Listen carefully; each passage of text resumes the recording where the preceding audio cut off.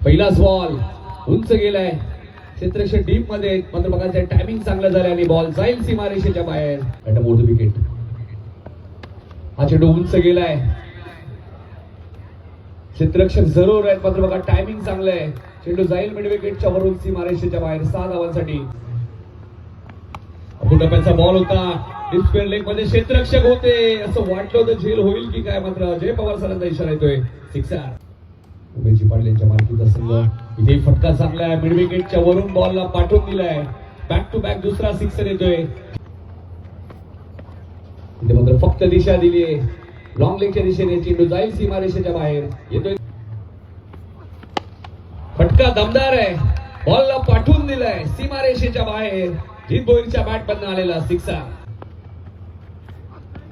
हाही फटका चांगला आहे, मिड विकेटच्या वरून सीमारेषेच्या बाहेर. सिक्सर.